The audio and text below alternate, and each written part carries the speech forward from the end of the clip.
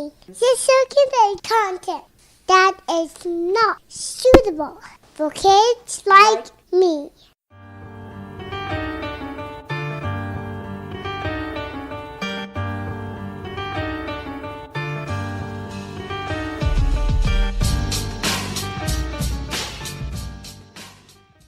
Welcome to Crime Crazy, the weekly true crime podcast with Eryn and Diana Seacon, where we prove we know nothing about our legal system, but we're still crazy for a good true crime story. So this makes me giggle because this is not the first time we've done that today. It is not, which is silly because we had to do it to remember the words we say. We couldn't remember what tense we use when we were trying to order business cards. And she's like, okay, just do it from the beginning. So we just sat in a little phone booth at work and did our intro to each other. And those phone booths aren't soundproof, so I wonder how many people heard us and we're like, the fuck is going on in there? So I could hear the two men that sit with their backs to me. And then their front, talking, and I'm fairly certain they were talking about us. Because we also had the lights out because the light was so hot. They're and then so pretty, but they're going to kill us. We had 3 people in the one-person room and cupcakes. It was a great day at work. It was a great day at work. So, Diana, did you learn anything this week? I did. I learned something really cool. Oh, I'm so excited. I am too. So, I'm sorry. I have to stop you there. Because I just noticed on the back of your notebook, well, on the back of the page that your notes are on, that you have now a pre-printed space for your advice so that you can write it down while we are recording and have appropriate advice at the end. And it is literally labeled advice. But wait, there's more. Oh my God. And then you pre-printed the... So I know you guys can't see this. She has a line because you have to define the different sections of your typed notes. Obviously. Bound in a notebook, by the way. And so she has a line, and under the line it says advice, and then there's a bunch of lines where she can write the advice while we are recording. And then at the bottom, she has the advice that she gives every week printed. So I don't think I've mentioned this on air before. Uh-huh. I have an auditory processing disorder. I don't remember what I hear. Well, so, yes, that's fair. Like, every time you send me a podcast to do a listen, it's a surprise. I love it. You're totally editing from now on then, because I get really bored. No, it is a surprise every week. So that's the thing is if I pull something from my story, I'm going to remember that. But if you say something like, oh, I want to use that, I might forget it by the end of the podcast. I have no problem with you having a pen and a space to write. What is making me laugh is how formatted it is. This is why you keep me around. Okay, so what did you... Now I'll let you tell me what you learned this week. Okay, so I learned... So this first part I knew, and I bet you did too. So the Titanic, the ship... Yes. Had 2 sister ships. There were 3 of them. Yes. One was called the Olympic, and one was called the Britannic, which right. I always thought it was the Britannia, but I guess I was wrong. Oh, I did too. Yeah, I double-checked it because I was like, oh, they just misspelled it. Nope, I've misread it for all these years. Huh. Yeah. So the Olympic was actually the first one to launch, and it went out to sea in 1910. She served in World War I and remained in service until 1935. Once it was decommissioned, the first class lounge was removed. Okay. It is now a restaurant. Oh, cool. At the White Swan Hotel in Alnwick in the UK. Oh, cool. It gets better. So the original oak paneling, the stained glass windows, the mirrors, and the ceiling, the revolving door that used to keep the sea breezes out of the lounge is now how you enter it. And the first class staircase are all still in use. They're in this hotel. Wow. They are nearly identical to the lounge that was in the Titanic. It was the same builders, all of that. And it's believed to be so similar that it's been used in films as the lounge of the Titanic. Oh, sure. And when they found the Titanic in the 80s, I don't remember when that was. I remember when it happened. I just don't remember when it was. Yeah. that was how one of the recovery divers knew what they were looking at with the debris. They were able to match it to Right. this restaurant. That is so cool. Isn't that cool? Huh. So I learned something about the Olympic? No. The ship? The Olympic? Yeah, Yeah. Olympic? Yeah. Not Olympia. Now I've got them mixed up in my head. You said that and I'm like, no, that's not right.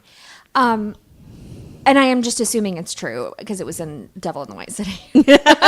Seems But I legit. mean, I listened to all of the end with all the references and the where all of it, so I feel like it's true. But that it was actually on its way to help with the rescue efforts when the Titanic was sinking. Oh. And either the owner or the person who designed, somebody who was in charge, told it to change its course because he didn't want the twin of the sinking ship showing up to try to rescue people. Like, he didn't want them to see the same ship come to get them. Interesting. And so it didn't. It just went on its way. Huh.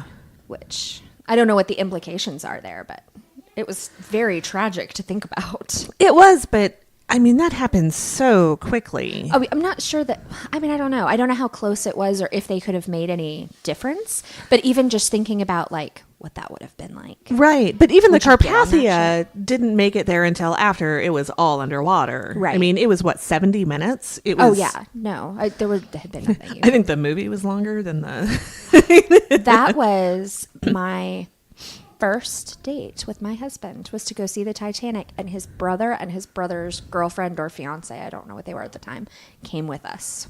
Aw. Yeah, because we Young couldn't love. drive. And apparently we needed chaperones in the movie theater. I think I saw Titanic with Dave. Dave, you've been a theme recently. Yeah. Huh. Yeah, no, I think that's totally true. I think us and his girlfriend and one of her friends, we all went to see Titanic. Interesting. Mm-hmm. Well, that's really cool. Yeah, That's something I want to do. Totally. I'm going to add that to my list of things to do when I go to Europe. Yeah, I'll have to check out where, I don't know where Alnwick is. I didn't look that up, but doesn't matter. We'll figure it out. It's all small compared to like, I don't know. I also want to go to California and go do stuff and want to go to, Yeah. So if I'm already there, Yeah. it's cool. So, Eryn, did you learn something this week? I did. A lot of the things I learned this week weren't really learning so much as like learning things about people and whatever else. But so this is also Devil in the White City stuff, but this I looked up to verify that it was fact. So I know that it is. I learned a couple things about H.H. Holmes during and after his death. Okay, so the first one, which is in Devil in the White City, is that when he was buried, he was worried that somebody was going to like steal his body after he was dead. Like he did. Like he liked to do. And so he had himself encased in concrete and then guarded and all this other stuff. So, I mean, the guards who were guarding him took turns sleeping through the night, like, because they guarded him all night long. So they would have shifts. And when they weren't on guard duty, they slept in a coffin. Yeah, I guess. What else would you do? But at the same time, I'm trying to figure out how that worked because they were at the cemetery. So was this an unused coffin? Why was there an empty coffin at the cemetery? Well, was there like a mortuary there? And maybe. Probably more comfortable than a table? No, yeah. I think that probably sleeping in a coffin would be potentially relatively comfortable. I mean, I need more cushioning than that, but... Well, yeah, but I mean, if the choice is that's like... my choice, yeah. A metal table or a coffin. Right. Yeah, all right. I mean, at least it's going to be warm and... Well, it was short time, too, because didn't he only have the guards until he was presumed to be so rotted that they wouldn't want to... Oh, I don't know. This was the only ones I know that like took turns sleeping in the coffin were between the time that he was put into his coffin with cement and they brought the coffin to the graveyard and then they guarded it overnight and the next day they filled the double plot with cement and put the coffin in that cement. Oh, okay. So it was just that night that I know that they stayed all night and slept. I don't know how long they guarded after. Maybe they didn't then. Maybe I'm thinking of somebody else. But because if he's in cement, like, I mean, he's going to be real messed up if they try to bring him up. Well, right. More messed up than the cat under my deck. Yeah. No big sticky sheet in the 1880s. Yuck. Oh, God. But at the same time, when I was listening to that part, I was like, but in a way, you've preserved yourself. Whereas if you just rotted or you were cremated or something, that would have deterred people more, I would think. Like now we crack open the cement, which people can totally do, and they just get you out. But was the theory that... I guess grave robbers won't come do it. Well, right. Grave robbers have to be in and out. Like, they're not going to Right. put a lot of effort into it. But also, like, if he is in cement, you're not getting him out whole. Like, he's No. not worth anything at that point. No. And I know that there were people that wanted his brain, and that was a big disappointment and all. But at the same time, I know where all of him and the clothes he was wearing and everything else. I mean, granted, not in human form at the moment, but like he's all there. Right. Which is just weird. Where is he buried? He is buried. I don't remember. But I thought he wasn't put to death in Illinois. No, it was out east. It was like Pennsylvania, somewhere. right? Yeah. I think it was Pittsburgh. I think he's in Pittsburgh. That seems right. So the other thing that I learned that was kind of related while I was verifying that the guard sleeping in the coffin thing was like real, I didn't realize that when he was hanged, his neck didn't snap, and that he strangled to death over 15 to 20 minutes. Yep. Holy crap. Not that he doesn't totally deserve that. Yeah. But I can't. Hanging is one of those methods of death that like really bothers me for some reason. Like, I'm not bothered by most of that stuff. Yeah. I don't want a long, slow death, but for some reason, hanging really bothers me. Well, even when it goes well, it's horrifying. It is. And by well, I mean quick. efficiently. Yeah. It's So- horrifying. Yeah, I just can't imagine having to witness that. You don't know why you don't immediately pull them back up and try again. Like, I don't know. That's just horrible. Yeah. Well, I don't know if that's how it, like, there's not a crank on it. No, I know. But, Oh, but then you have to do it again. yeah. Oh, man. It's rough. But I feel all over. like if a couple people lifted you back up and you set the platform or however they were doing it back up, right? You could try again and be successful faster Yeah. than letting the person strangle to death over 15 minutes. Yeah. Wow. That's rough. It is. Not that he didn't totally 100% deserve it. But Right. still. But still. Ugh. Okay. So I have a story for you. Yay. And it is not... Nope, that's a lie. I was going to say it's not a murder story, but there is murder. But the point is not murder. I tried to do something different, and then people fucking died anyway. Oh, man. And so there is murder. But I just can't trust people. I know, right? So, on August 9th, 1992, I was 10. That is the day before my sister's 3rd birthday. Oh. Who doesn't listen to the podcast? Oh. It is 10 days before my grandmother and cousin's birthdays, but I don't know which birthdays because I'd have to math. And I'm not doing that. Yeah. In Seattle, Washington, on August 9th, 1992, 3 churches caught fire. And the fire departments came out, and they were just destroyed, just burned to the ground. So one of the churches was Trinity Lutheran. Actually, all 3 were Lutheran churches. Wait. What variety of Lutheran? I have no idea. Were they ELCA? I don't know. This is important. It is not important to We the story. We have a listener to whom it will be very important. Well, there are about to be a hell of a lot more churches. So I bet we cover all of them. They were some sort of Lutheran church Hopefully not ELCA. with a Reverend Rouse. And he decided that they were going to conduct services anyway in the parking lot the morning after. So while all the investigation is going on, and this was another thing I learned. They brought out arson dogs. I don't know why I didn't know there were arson dogs. It totally makes sense. Wait, I didn't know there were arson dogs. Arson dogs. They sniff around for accelerant. Like, why would you not use a dog for that? Oh my God, why have I never known it? I know. I think that's what we really learned this week. Right. So they're having their service in the parking lot. I'm certain, I mean, it doesn't matter what they're talking about, but I'm guessing the fire. Jesus. Right, probably. Maybe both. So the arson dogs were sniffing around looking for accelerant and, any other evidence. They sniffed around. They had investigators there. They could not find any trace of an accelerant used in any of the fires. What they did discover is that in all 3 cases, which all the churches were burned on the same night, in all 3 cases, the fires were started the same way and in the same kind of place. Okay. So it was about chest height. And just on the side of a building. And from what they could determine, just with like a cigarette lighter. They just started a fire. Right? And they burned the ground. And they burned the churches to the ground. Wow. With no accelerant. And they didn't start them inside or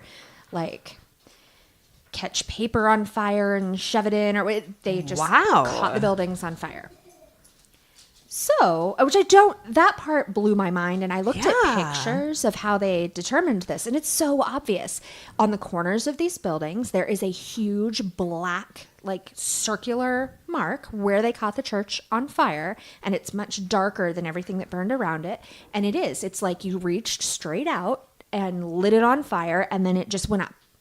Wow. Yeah. So, I guess really good at choosing flammable locations on a building or flammable buildings. Or you have to know something. I have trouble starting bonfires. I was gonna say, sometimes the candle lighter escapes me. Yes.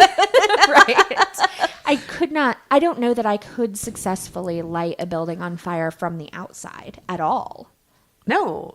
Maybe not with an accelerant. I'd probably end up spilling it on myself. Oh, 100%. I would die in the attempt. But, I mean, inside, okay, I'd probably go for, curtains or something. Right. Or, depending on the age of the church, the wooden pews, although varnish, maybe they wouldn't go up so nicely. Well, I know they might. I mean, that could act as an accelerant, right? I'm thinking the old heavily varnished, Super they've been over the years. It'd be hard to get through, but... Yeah. Well, yeah, but a lot of pews, I mean, depending on the age of the church, too, are ours were essentially, they were upholstered, but it was basically carpet. Yeah. But I guess it was probably also a polyester or a nylon carpet, which wouldn't be, it would melt, but it wouldn't. Well, the other thing with Lutheran churches is they tend to be a little bit more, and again, I grew up here, which is Scandinavian and heavily Lutheran, but they tend to be a little bit more modern and a little bit more spare. Right. Whereas when you think of a Catholic church, there's lots of stuff. But all of that is still inside, and all of these fires were lit from the outside. They walked up to the corner of the building and caught it on fire. That is amazing. Right? Yeah. I no, that has totally blown my mind. Well, it gets more insane. Ooh. So in the next couple of weeks, there were 8 more fires. All of them at churches, mostly Lutheran churches, but now we have different ones. So perhaps we have caught all the kinds of Lutheran as well. Got all the different synods, got the LCA. Did they start moving into the Baptist churches go up real fast because they're covering fried chicken grease. Right. Or maybe that's just Southern Baptist, but I mean, I don't know. We don't have a ton of Baptists up here, I don't think. Oh. So but no Catholics. Yeah, I don't know. So all Protestant? I don't know. Okay. It didn't specify. The articles that I read didn't say what they were, just that they were all churches. And the reason that's significant is because then the arsonist moved on to businesses and personal homes. So almost every fire this person set was at night. There were 12 more fires lit at night, same way, from the outside, no accelerant, just in the middle of the night, from between August and January of 1992. Wow. So by the time January was over, there had been a total of 25 churches and businesses and homes that this arsonist burned.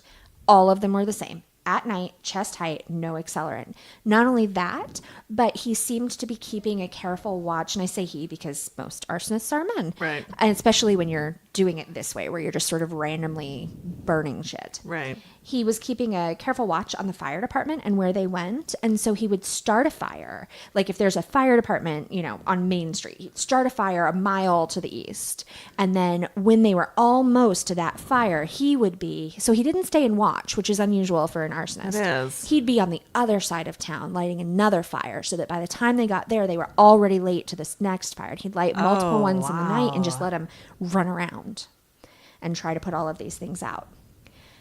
So the city had a huge issue, and so far nobody had been hurt in any of these fires. Like everybody managed to get out, even though they were often occupied, especially the homes. Wow. And there was an interview that I watched on Forensic Files, actually, where one of the women that got out of one of the houses, she and her roommate were home, and I think she was maybe in the bath or something. And she got out, and there was smoke and heat, and so she went and got her roommate, and they tried to leave, walked out on the front porch. The whole front porch was just in flames. Oh. And so she said it was just this split second decision, and they chose right, and they managed to get out through the back door. Mm-hmm. But she could have tried something else, and then she would have only had one chance to make the right choice. Right, but I suppose without an accelerant, I mean, not that fire is slow, but it is slower. Right. Like there is more chance for people to get out. Yes. Yeah. If there's not they an had accelerant. better odds. Yeah. Well, and there's just one ignition point in all these fires, so they couldn't have known that though, so it would still be right. But they did stand a pretty good chance because, presumably by the time you notice there's a fire, it has engulfed one corner of whatever building you're in. So people managed to get out. But also smart on his part, because if all he wants is the fire to light the world on fire, then he doesn't want to add murder. No. In there. Yeah, he didn't seem to have a whole lot of a message other than he started with churches, specifically Lutheran churches. Mm-hmm. Lots and lots of fire, and he didn't injure people. He just destroyed shit. And apparently was like magic with fire. Yeah, apparently. So the city, in an attempt to get this under control, had to form a task force for this incident. Or this series of crimes. And they actually used criminal profiling for one of the very first times that it was ever used. And of course, what they came up with, actually, I bet, how about you guess? What do you think was the profile? Describe the individual they thought they were looking for. Oh, I would say single white man, 25 to 35, not college educated. Maybe went and dropped out, but didn't finish. Some kind of blue-collar job. You're pretty damn close. Not a native of Seattle. Ooh, why not a native of Seattle? Too many fires. Oh, well, though, I mean, I'd like to burn down some things in my hometown. I don't know how I feel about that. So what they said was white male, late teens to early 20s. They thought he was younger than what you described, because he was more reckless, I think. More reckless. I'm gonna add gay. Ooh, why gay? Because that amount of anger towards a religious institution makes me think that there is something about his philosophy and the religious philosophy that don't mesh, and if we're looking at late teens, early 20s, that's a sexuality thing. True. That's a good time. And the Lutherans at that point, I know because I used to work for them, were not officially cool with homosexuality. Right. So, interesting that you say that. That is not, to my knowledge, the case, nor was it something in their profile, but it's pretty close. So they said late teens, early 20s, that he was probably a salesperson or a delivery person because he seemed to have really good knowledge of the geography of the area and was mobile. that he was very smart but not successful. So like going to college and dropped out, that he had experienced some sort of loss or trauma recently. Okay. And that he probably had problems with drugs or alcohol. I think they always just throw that in. I mean, I feel like most of this, they're just like, well, obviously something upset him. And I mean, it's all kind of common sense, but at the same time, also accurate. So anyway, so they came up with this profile. They started kind of trying to narrow people down, like look at suspects. They were not terribly successful. So fire number 28 was the first time he made a mistake. He left a couple of fingerprints on a windowsill near where he lit the fire. They ran his fingerprints, no hits, so he had no criminal record. Fire number 42. Holy shit. He lit somewhere where there was snow on the ground. And they found in the snow near the fire human urine. And so they collected it. So glad that's not my job. Yeah. Although it kind of is because diapers, but still. At least it's a little bit more contained. Yes. Well, they collected it and they tried to get epithelial cells to have a DNA profile. But unfortunately, with the amount of urine that they were able to collect and the fact that it was in the snow, it was just all too diluted and they didn't find anything. So that was not terribly successful. On September 22nd, 1992, there was the first murder. So on September 22nd, he lit a senior citizen home, like a nursing home, on fire. And 3 women did not manage to make it out in time. So obviously, I mean, all of his other fires, he'd lit them with people home, but they were younger and more able to get out, more mobile.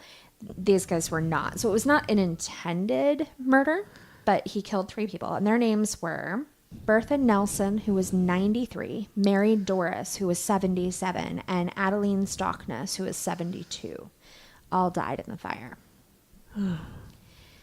So one of the investigators that was on the task force after these women died was so frustrated with his job and so upset that they hadn't been able to prevent, because I mean, they had a good long stretch, not long so much in days, because it's still only been a handful of months, but 42 fires and or more than 42 fires and no deaths. He was so upset that he actually became suicidal at that point and didn't want to continue living or working the case or anything. And he's still around, so he managed to overcome that. But I suppose that is a losing your faith in humanity moment. Right. And like you have if you're on that task force and there are this many fires, like that's your whole life. Yep.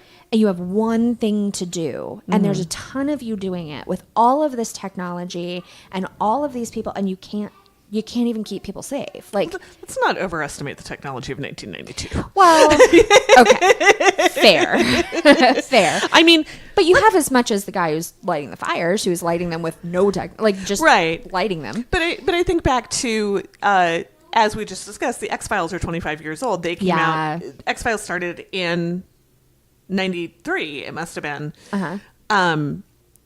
If we'd had DNA sequencing, that show would have been a 6-episode like mini series. Yeah. No, that's true. Guess what? Scully's not an alien. Scully is an alien. Done. Right. Boom. Yeah.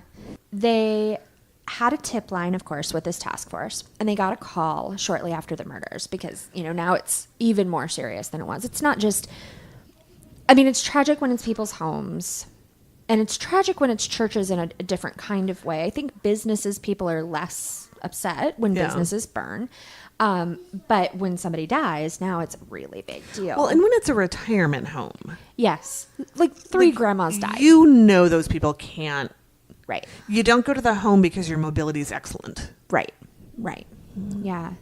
And I don't know how many people were living there. That would have been an interesting thing to look up. Like, how many people did they manage to get out? Right. Because I bet that was also really, really hard, not just on the investigator, but like the staff that were there and trying to get all of these people out and had to leave people behind. I assume that's basically what happened, is at some point they couldn't go get any more people out. I can't imagine that. No. And you hear about that, like at Katrina, they talked about that a lot. Yeah. that Yeah. At some point, you just can't. There's Nothing else you can do. Else. Yep. Yeah. And when it's, you can't help someone else and they are still alive at that point, when you have to make that decision, like that has to be 100 times worse than I was reaching for her and then it was too late. Well, and I don't know if any of this is true, and I don't want to look into it, but I heard that especially at like hospitals and whatnot around Katrina, that they helped people into Yeah. and I know there was a huge outcry about that. I'm 100% okay with it. No, I am too. That's so much kinder than Just letting them be there and scared and Right. things shutting down. And I mean, full disclosure, I'm 100% behind physician assisted suicide. If you want to do it, like, do it right. With some strict rules about who gets to make the decision and what sort of state they have to be Well, in to make right. the decision. But yeah, no, 100%. Like, we do it to our animals. And if you take your pet and have them put down because they're suffering, people are like, yeah, but it was awful, but that was the right thing to do. You're Right. good. If you do it to your great grandma, You're a horrible human you're being. a murderer. That doesn't make any sense. After the September 22nd fires, where there were deaths, the tip line that they had set up finally yielded a result. And this woman called and she said that she remembered several weeks ago, she had been near one of the fires when it started. And that this man had bumped into her, like right as she noticed the fire had started. So like caught it out of the corner of her eye or whatever. She looks over and as she's like, oh my God, there's a fire. This guy bumped into her. And the reason that she remembered him is because he was dressed kind of unusually. He was dressed, she said, very nicely, like too nicely to be walking around outside at night. And I guess it had just seemed weird to her. And then he'd bumped into her and she was pretty sure that she had seen his car, but she didn't really remember any other details. So the police decided, or the task force decided, to do something kind of unusual, which was hypnosis. And the problem with hypnosis is... Multiple. Well, okay. The legal issue with hypnosis is that it's not admissible. Right. And not only is it not admissible, but once you hypnotize somebody and then question them about the event, they are no longer a potential witness at all. You can't use their testimony. Oh. Yeah. So, because they could have all of these like fabricated memories. And so now they're not a good witness, even if they just talk about the things they remembered before hypnosis or outside of, like, you can't use them at all anymore. Well, and that was right around the time that like that recovered memory stuff Yes. was a big deal. A big problem. Yeah. But they had no leads. People were now dying. There had been, 50-ish fires. It was a big problem. They had to do something. So they were like, okay, we don't care if we can convict this guy. We need a lead. He's set all these fires. Surely there will be evidence. We've got to find him. And so they decided on hypnosis. It was one of the first times that they ever did this. They called it forensic hypnosis. So basically like for a crime. It wasn't any sort of special whatever. But they took her in and they did hypnosis and they recovered or helped her recover some memory. So what they did was they had her focus on some of the things that she could remember, some of the senses. And her triggering sense was a smell. Like she smelled, I don't remember what it was that she said she smelled.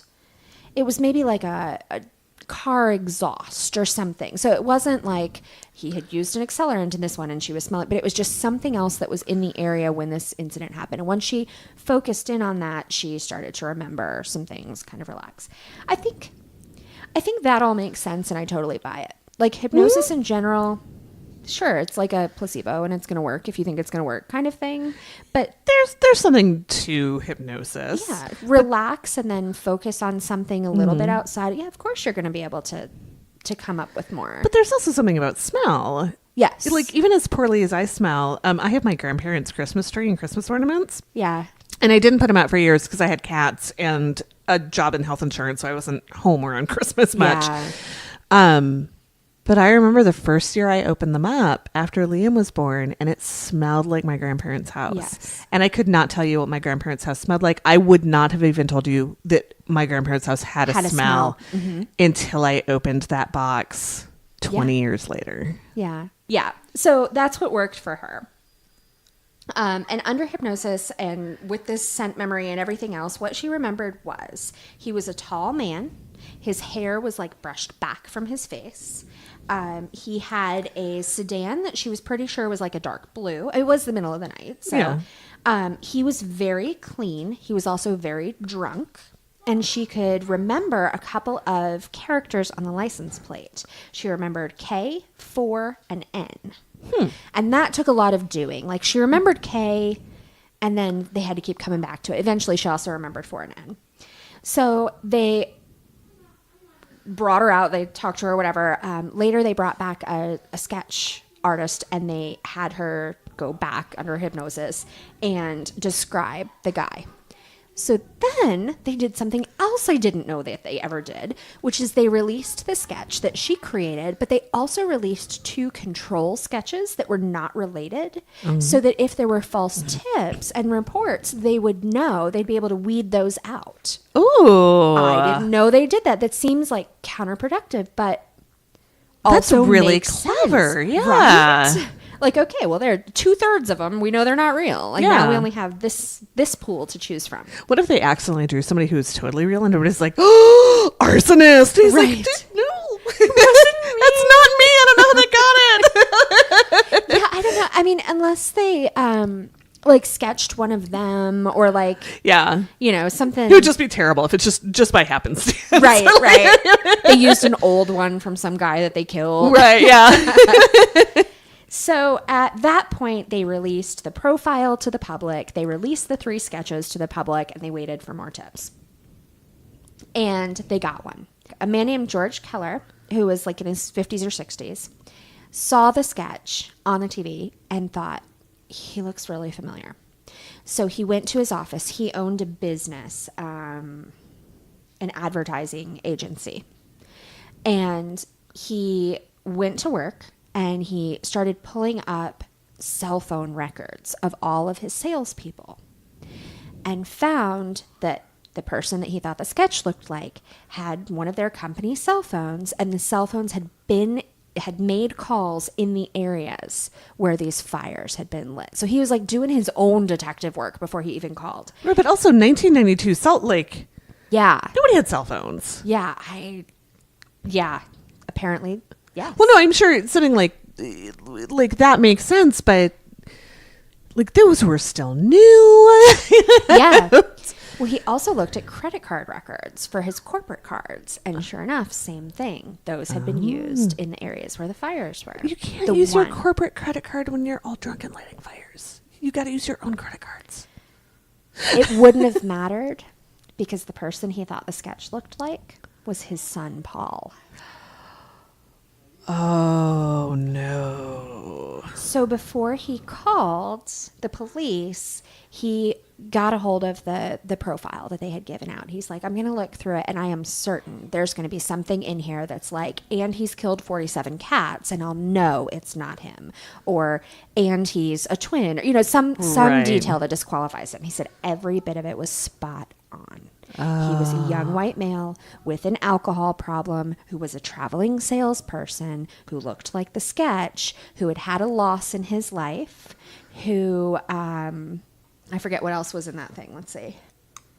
I guess that's about it. Not successful. Oh, very smart, but not successful. No college. And so Paul Keller, who was his son, was 27 years old, oldest of 3 sons. Their family was a very, very religious Lutheran family. He traveled for work because he was selling Daddy's advertising. He had an obsession with fire. He had set a fire when he was 9 years old. He was very smart, but he had always done poorly in school and gotten poor grades, didn't go to college, and had a big drinking problem. And recently was going through a divorce and was having to file bankruptcy because of how bad his financial situation was because of the divorce. So all the boxes checked. Not only that, but the first 3 numbers of his license plate or letters, K4N. Wow. Yup. Nailed it. Wow. So he called the police, told them everything he knew, which, yeah, I can't imagine. I don't know anything about the family, and I can only, make assumptions that something didn't go right. But I can't imagine doing that. Like, how... If my son is listening to this at any point, and it better not be now because not appropriate, but if it is 2028 and Liam, you're listening, if you ever do anything that makes me turn you into the police, like, I will fucking disown you. Yeah. Like, no. Yeah. No,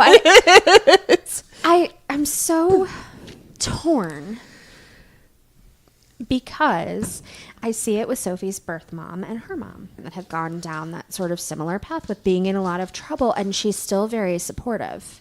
And I can't, on the one hand, her kids aren't bad people. And like this guy, I think he's a bad people.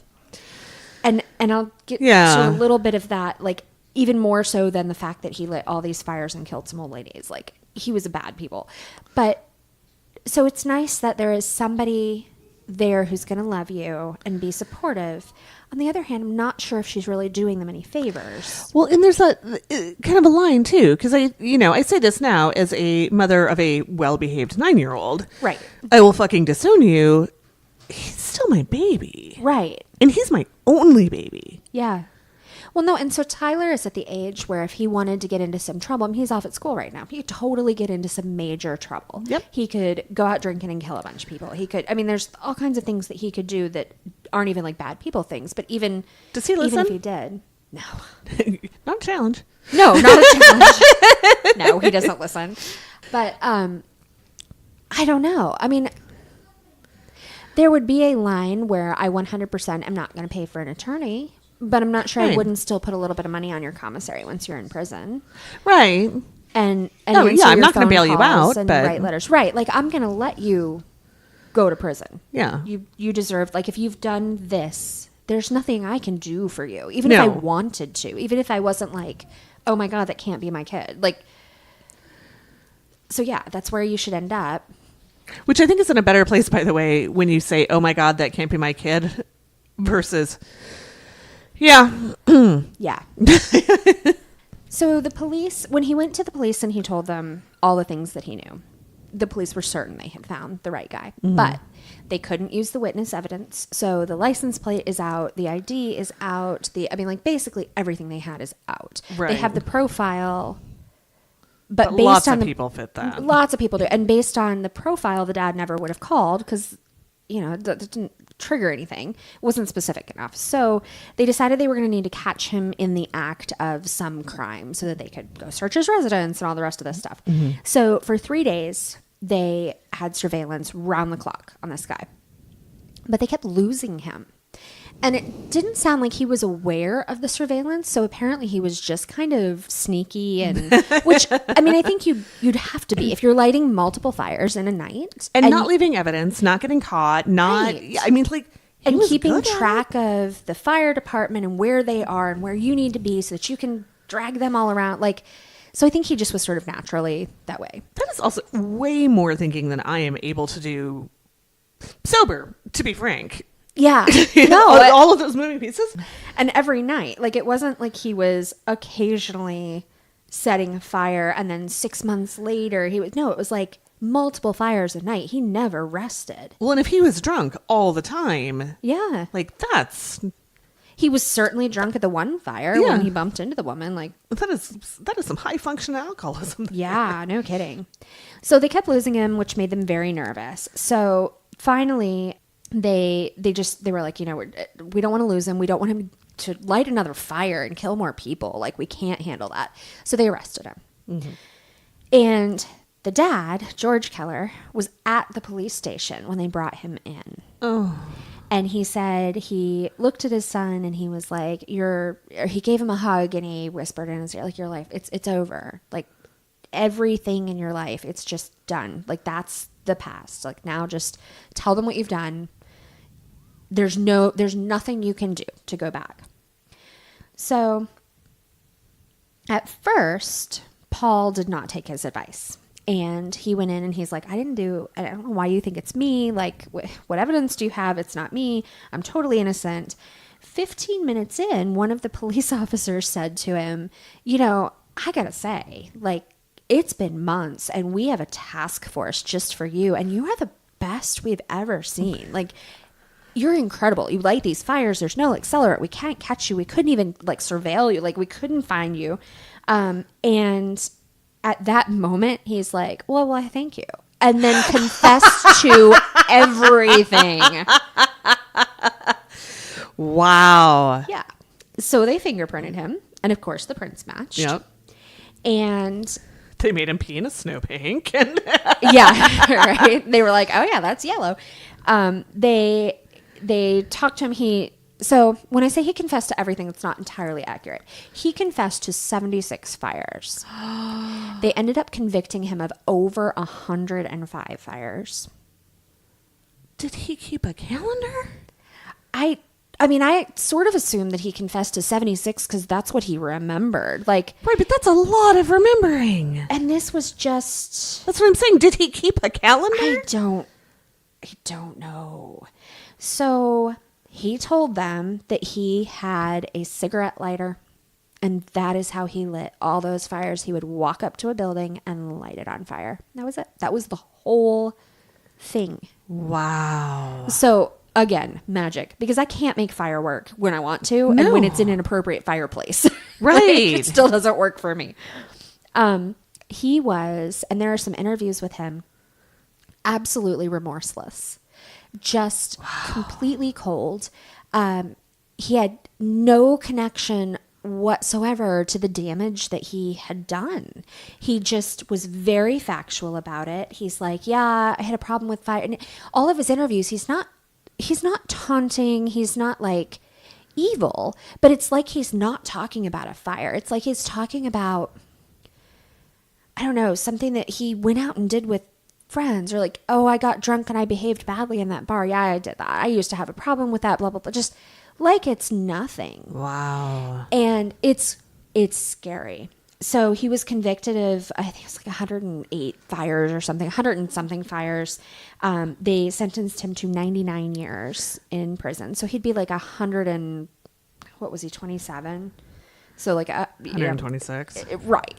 I don't know how old he was when he may have been a little older. But anyway, yeah, way too old. Like he's not gonna make it. His father got on the news and apologized to the families and basically said, we knew there was something wrong with him, but we had no idea he was doing this. And, I've tried to make it right, but we are going to remember every one of these people for the rest of our lives. That's all we're going to ever think about is how our kid destroyed all these lives.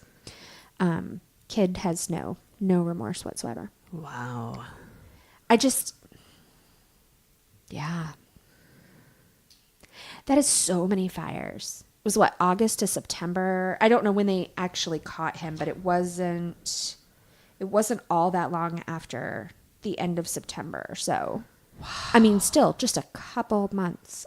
That is just insane.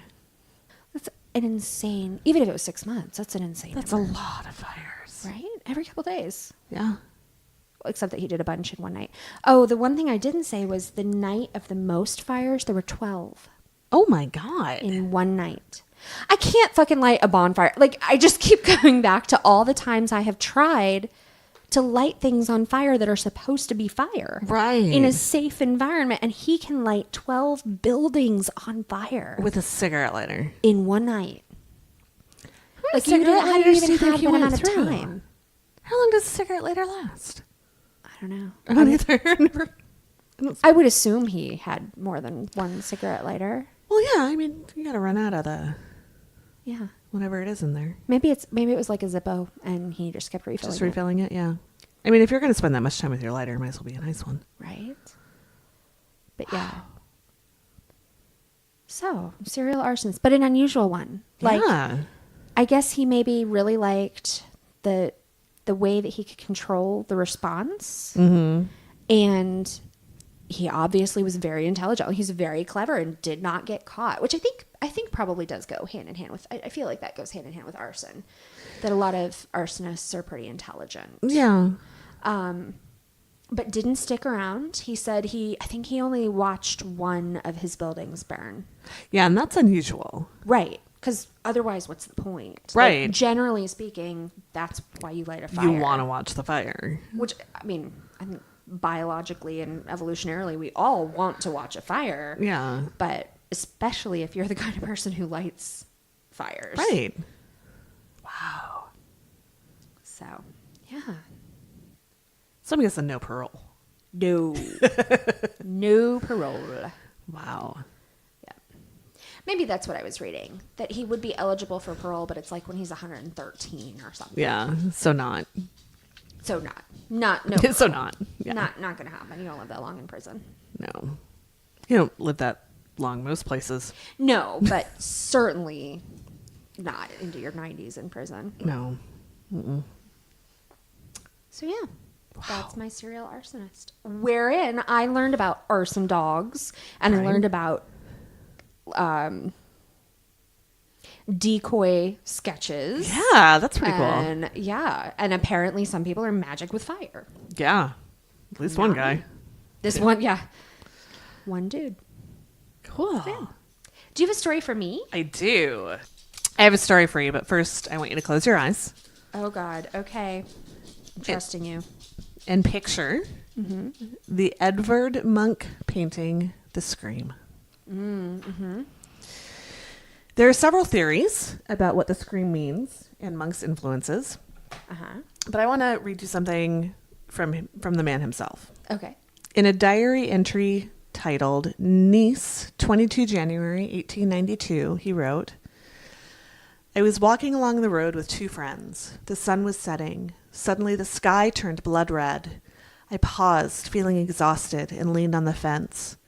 There was blood and tongues of fire above the blue-black fjord in the city. My friends walked on, and I stood there trembling with anxiety, and I sensed an infinite scream passing through nature. Ooh. There's another, I think it was an interview that he did where he talked about his influences, and the last lines were, the color shrieked. This became the scream. That's very cool. Also, very, accurate. Yeah. I can totally picture that. All right, so you're still picturing it? Uh-huh. What you are picturing is only one version of that painting. What? There are four. There are four different versions of the Scream. They were painted between 1893 and 1910. Two of them are painted and two of them are pastels. Okay. One of the painted versions is owned by the National Gallery in Oslo. That's the 1893 version. The Munch Museum, also in Oslo, owns the other painted version, which was painted in 1910, and a pastel from 1893. I'm totally looking them up. They're pretty cool. And the second pastel, done in 1895, was sold in 2012 to financier Leon Black for $119,922,600. Okay. At some point, why $600? That's when the other person stopped putting their little placard up. I guess so, but that's such a random. I was waiting for cents. Well, right. I sort of expected it to be something ridiculous and arbitrary. 37 cents. Right. That was the fourth highest price paid for a painting at auction. Wow. In 1895, Munch created a lithograph stone of the Scream, and about 4 dozen prints were made by him before that stone was resurfaced by the printer in Munch's absence. No. Right? What? Why would you ever do that? Yeah. So much to my personal dismay, these paintings don't travel very much. There was a Munch exhibition in the San Francisco MoMA last fall that I went to, and I was like, is the Scream going to be there? And it was not. They don't travel. I know. I was really disappointed. But I also had never really looked at the rest of his art, and now there are 2 hanging in my house because I liked it a lot. That's cool. Oh, wow. His... Is that the 1910? Yeah, they're very, like, they're different. exactly, they're the same, but they're very different. Yeah. So the one that you are probably picturing is Yeah. the 1893. That's the first one. Yeah. Well, actually, it might not be the first. That might be a lie. But it was the 1893. There was a pastel done in 1893. And then the 1910 one is different. Yeah, it's creepier. Yes, it's much creepier. No, the one I was picturing is definitely the painted one. Yep, the in 1893. 1893. The pastel 1893 one just sort of looks like I sketched out what I planned on painting. Yes. It's not very good. Although the 1895 pastel one is It's very. the most detailed. Yeah, Yeah. but the 1910 one is starting to get ghostly. Yeah, it's creepy. So anyway, these don't travel much. I haven't seen the Scream. I'm very sad about it. I'm going to have to go to Norway. The 1893 pastel was displayed at the Van Gogh Museum in Amsterdam for a while in 2015. And Leon Black, who paid a mind-blowingly huge amount of money, lent his pastel to the MoMA in New York between October of 2012 and April of 2013. But in general, you have to go to Oslo to see the Scream. Mm-hmm. So maybe that's why people keep stealing it. Oh. Picture it. Norway, 1994. The 1994 Winter Olympics were being held in Lillehammer, which is about 84 miles from Oslo. I was just going to say, how far is that from Oslo? I was like, no, she's going to tell me. It's about 84 miles. While the Olympics are always exciting, this year was especially so because it was the year that Tanya Harding conspired to whack Nancy Kerrigan in the knee. Oh. And then both of them were beat out by a 16-year-old Ukrainian with a heartbreaking backstory, Oksana Bayul. Wow. We're That not. seems like both so long ago and so current. Yeah. I'm not here to talk about sports. Thank God, because that is not this podcast. I am never anywhere to talk about sports. No sports ball. So since Oslo is so close to Lillehammer, the city prepared for the huge influx of visitors that it figured it was about to receive. Yes. And one of those preparations was undertaken by Norway's National Museum. The museum put together a showcase of Norwegian culture, and they moved the Scream from its usual place on the first floor. Note to all of the Americans, that's actually the second floor. Right, because it's not the ground floor. Yes. Yeah. So they moved it from the first floor down to the ground floor to a gallery They down moved there. it from the first floor to the first floor. To the first floor. While it's generally acknowledged by folks that run museums that those first floors are hardest to secure, the gallery looked at their security setup. They figured that their cameras and their alarm systems and all that were sufficient to protect their treasures. Yeah, they were wrong. Of course they were. At 6:30 a.m. on February 12th, 1994, the same day as the Olympic opening ceremony, Oh, very clever. the museum's alarms went off. Yeah, but 6:30 in the morning. Wow. Yeah. The alarm alerted a guard, good, who called the police. And the police arrived within minutes, but it was too late. Oh my gosh. Footage from the security cameras showed two men climbing a ladder on the outside of the building, falling off the ladder, climbing up again, Oh my gosh. smashing the window, cutting the Scream from the wall with wire cutters, Oh my gosh. and retreating back outside. The entire operation took 50 seconds. Wow. Also, I have a picture. Oh wow. That's the ladder. So And also, like, for those of you listening at home, this is not really a true ground floor. No. This is a good half story up. it is. Yeah, it's definitely raised. Yeah, there's a tall, like, I'd fall off that ladder. Well, especially at that angle would be very challenging. It would be I feel very like challenging. A ladder straight up and down would be easier. Well, and there's snow. It's February. Yeah, no, Like, it- it could have slid. But also, insult to injury that your thieves, who still took under a minute to steal something from your amazing security system, couldn't climb a ladder and they Right. still managed. So the thieves left something. They left a postcard that said Did they leave the ladder? they did. Okay, I was Yeah, going to say no, they they- left a couple things. They left a couple things.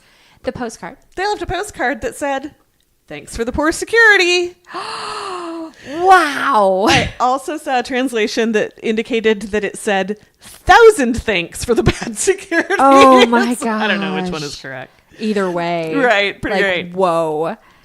So hours later, the museum's director, Knut Berg, I'm guessing on that one, told the press that it was impossible to estimate the value of this painting and that the scream was, quote, Norway's most valuable, Munch's most renowned, and it would be impossible to sell because there's no resale market for a painting this famous. And because the Olympics were literally starting that day, it was speculated that it was a publicity stunt. Oh. A few days later, a Norwegian anti-abortion group claimed responsibility and said that the painting would be returned if Norwegian television showed an anti-abortion film. They didn't. They wouldn't. Yeah, that's just Weird. Yeah. The government also received a demand for $1 million in ransom, but they refused to pay because it couldn't be proved that it was legitimate at all. Right. The National Gallery turned to Scotland Yard's Arts and Antiques Squad for help. It turns out British police are heavily involved in tracking down stolen art in Europe, mostly because about 60% of it ends up in London. Really? Yes, they've got a huge stolen art squad. Wow. Yeah. I'm learning too much stuff tonight. I know. There's so much learning. So the painting's considered unsellable. Right. Too famous. Who's going to buy it? That's crazy. Right. You can't Right. claim that it's legit and show it off. Well, and you can't like go to somebody on a street corner and be like, got the scream. Right. So it's unsellable, but the police were concerned that thieves would destroy it. Right, because it's unsellable and they can't return it. Right. What else are you going to do with it? And this concern was heightened because they found 4 pieces of the frame that had held the scream at bus stops and other places around Oslo. Oh, yeah. They also found around one of those frames a cryptic message that might have been a ransom note. It was a little unclear what that might have been. Interesting.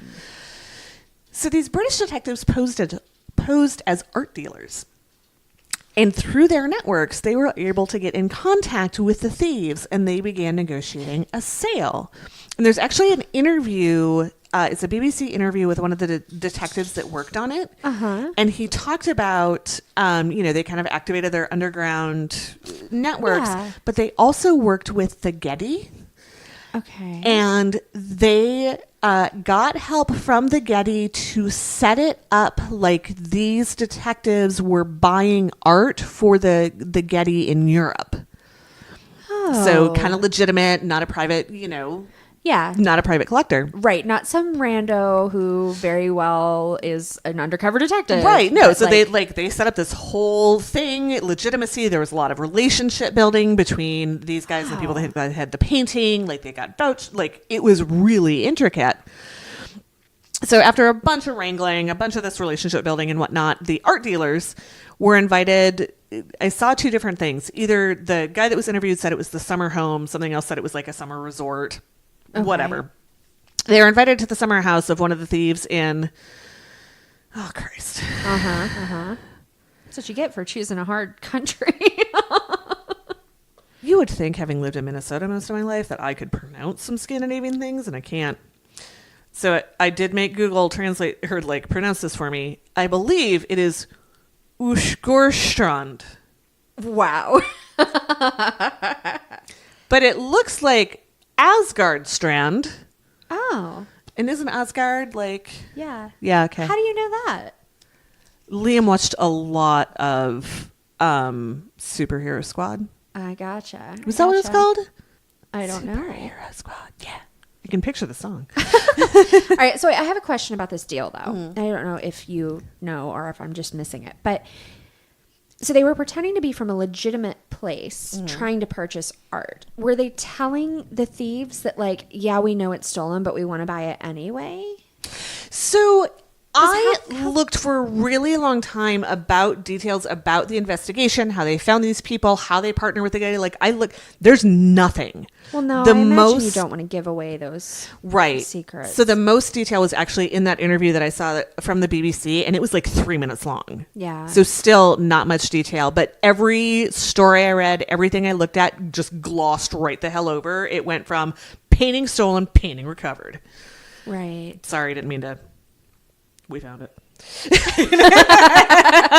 I mean, they found it. I had nothing to do with it. Right. No, I guess I was trying to think, like, if I'm a thief, I assume the person I am selling to is aware it is stolen. Right, but it's unsellable. They were also desperate. So they started out. I mean, remember that not too long ago, a sketch, a pastel of this painting sold for over $116 million. Right. These dumbasses started out saying, we want $1 million for it. Wow. And the detective was like, I ain't paying $1 million. It's stolen. And they got him down to $250,000. Oh my God. Wow. So they knew they couldn't sell it. They weren't going to make a ton of money. Like, it was going to, like, they weren't good at what they did. Well, right. But I just, like, if I'm selling to a private collector, I assume we all know that this is a criminal activity and that they can't tell on me because they are engaging in a criminal activity. Mm-hmm.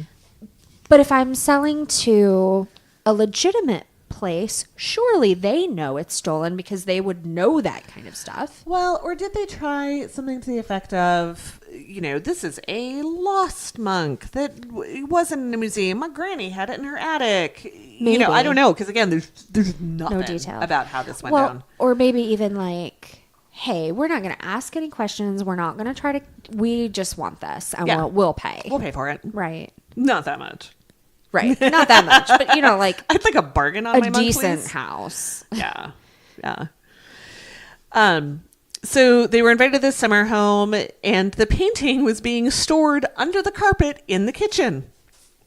Oh my God, that kind of makes me sick, and I don't even care that much about art. No, well, and the detective, apparently the way to get to it was like down through some like kind of a cellar hatch in the kitchen. Yeah.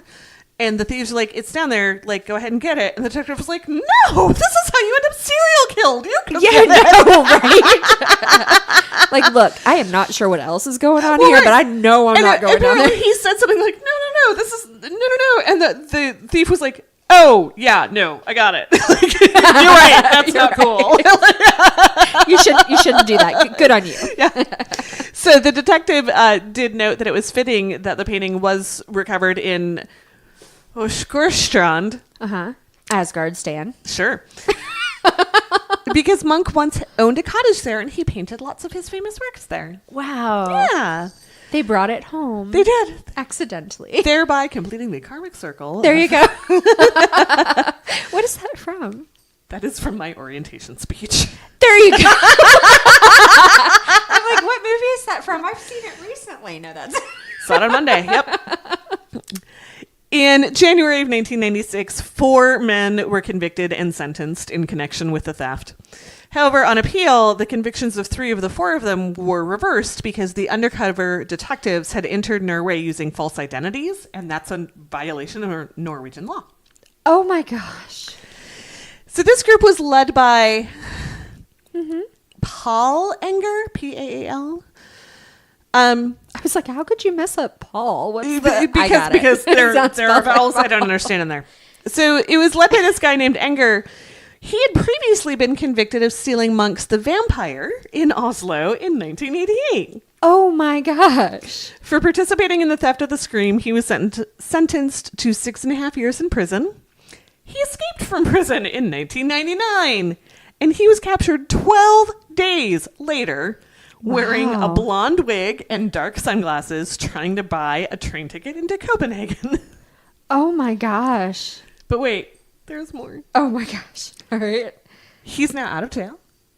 He is a legitimate art buyer. Wow. And in 2001, he bought his first Munch an unsigned lithograph of the Scream. Oh, you would have to, right? Oh, like 100%. after that had been your life, you'd have to be like, well, okay, here's why I have this painting. Yep. There's a pretty, or maybe they tried to tell him it was a lithograph. That makes sense because the next thing I'm going to tell you tells us why we know we had the right one. So there's a picture of him with his lithograph. It's pretty great. Yeah. If you're ever in Oslo and you're not sure which version of the Scream you're looking at, have a look at the railing to the right of the figure's elbow. Okay. The 1893 version has a spatter of wax there from when the artist himself blew out a candle too close to the canvas. Wow. And it survived the Everything. theft. They said it came back in very good condition. They had obviously taken good care of it. Well, yeah, I mean, it seems like he was an actual like art lover and Absolutely. knowledgeable. Yeah. He'd previously stolen the vampire. Like, he's obviously a monk fan. Right. And now he's like legit. Now he's legit. Yeah. I don't want to like him, but I really like him. I do. Yeah. I'm happy for him. Yeah. Plus, I mean, I know people would definitely argue, but I think in the scheme, like of all the different crimes, like that, it's not a harmless thing to be sure, but it is not. He didn't eat anyone. Yeah. He didn't burn grandmothers. Like, No. He just stole art. Right. And so then for that, you accept your consequences, you do that, and then you can have a life. Yep. And That's also, amazing. the Scream has been stolen again. I went on the lam for about 3 years in the early 2000s. Oh, man. I think that might have been the 1910 version. Yeah. But yeah. I guess if there are multiples, the chances that it's going to be stolen increase. I believe it was the 1910 version that was stolen, and it was stolen along with another monk painting, and I don't remember which one, but when they were recovered, they were hung together in the National Gallery under a lot of like heavy plastic. Right. Even more security than they thought they had to begin with. I had to look up a picture of this, and this is just a print of it, but you can see the wax on the print. Mm-hmm. That's really cool. And that's what the detective that they interviewed said, that's how he knew it was the real one. It was the one they were looking for, is when he had studied up. That is what he had noticed. That's kind of the tell on that one. So cool. Mm-hmm. Have I ever told you about why I love art? No. In the Minneapolis Institute of Arts, there's a room that's impressionist, because that's really what I like, is kind of the impressionist and post-impressionist stuff. And there's a Van Gogh. It's one of the olive trees ones. Uh-huh. And paintings aren't painted in rectangles. No.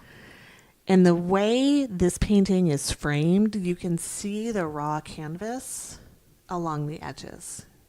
Uh-huh. And Van Gogh took that. It looks like cardboard. Yeah. That's what all of these say is like cardboard. It's cardboard. And he put paint on it. Yeah. And he made magic. Yeah. And that's why I love art. That's cool. My guy made magic with fire. Fire is also magic. True. But not the same. See, now I have to look up the Van Gogh. I've been sitting over here looking at art the entire time you're telling the story, which really, I would advise everyone to go back to the beginning and start over and look at art while she tells the story. If you aren't already. I wish there weren't any dead people in my story, because then we would have had not a good week. It's crime. It's never going to be a good week. Never a great week. But it would have been a much more uplifting, or at least like lighthearted. Yeah. But cool. So that's what I got. Awesome. I like it. All right. Diana, what do we need to do this week? All right. We got some talking about cool people to do. Awesome. I'm ready. All right. Crime Crazy is sponsored by M. Gillum and Elizabeth Wilder. Woohoo! Yay! All cool people start with E. That's true. Hey. Also, that is my cat in the background and not a child. Yes. She's fine. She just wants attention. It's fine. Show sponsors support Crime Crazy through Patreon at the $10 per month level or above. Thank you. Woohoo! A special thank you to all of our Patreon supporters. If you'd like to support Crime Crazy, please check out our Patreon. Go to patreon.com/crimecrazypod or search for Crime Crazy Podcast. All patrons get a monthly shout out on the show. I don't have any new review shout outs.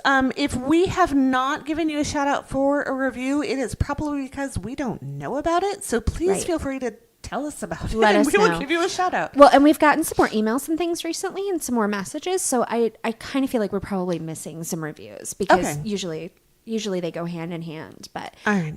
also Diana's about to tell you how to get in touch with us. But guys, keep it up. It's amazing. And I love it. We love it. If you'd like to receive a shout out, please rate and review us on iTunes or your podcast catcher of choice. We give shout outs for all reviews. But we like the 5-star ones the best. Yes, we do. You can follow Crime Crazy on Facebook. We're at crimecrazy.com/crimecrazypod. From there, you can catch up on the conversation by joining one of 2 of the Crime Crazy groups. Woohoo! Just depends on whether or not you want your families to know that you like crime. That's right. So we have both a public and private group. You can join them both. Absolutely. But the private, like what happens in the Crime Crazy private group stays in the Crime Crazy private group. That's right. Won't end up on next week's episode unless you want it to. That's right. You got to tell us. Right. You can also follow us on Twitter at Crime Crazy Pod. You can follow us on Instagram at Crime Crazy Pod. You can visit our website at crimecrazypodcast.com, where I'm starting to add show notes if you would like more information about what we cover. Diana is a saint. That is so much work. I literally just copied the links that I keep. And I put know, them but up we've been there. doing this for over a year and I've never managed, like, it takes everything I have to get it edited and uploaded with, like, some kind of description, like going back and putting references, and it's never going to happen. That's why you keep me around. That's right. Or email us at crimecrazypodcast@gmail.com. You can follow us on Twitter. You're at Eryn Plime. I'm at Diana_Seacon. Follow us on Instagram. You're at E-Plime. And I'm at classy_broad_MSP. I'm gonna change it. It's her favorite Instagram handle ever. I love it, but it is unwieldy. But it's easy. Like, it's still easy. It is. So, Diana, as we close out our episode, do you have any advice for us? I know you do because I saw in your notebook where you have a whole section to write it down. But I didn't write anything down. Oh, what? That's no good. I got something. Oh, okay. What advice do you have for us this week? Go find some art. Find what you like. It doesn't have to be paintings. It doesn't have to be sculpture. Go find some music. Go find a play. Just go find something. Go make something. Go yarn bomb shit. I don't care. I love yarn bombing. It's It pretty makes great. me so happy. It's pretty great. Go find something pretty. Go make something pretty. Definitely. I like that advice. I think I'll do it. Yeah. I think when we're done here, I'm going to go bullet journal, which I is think- kind of like art. It is like art. Your journals are art. My journals are doodle-tastic. They are. Call your people. Yes, call your people. And don't end up on next week's episode.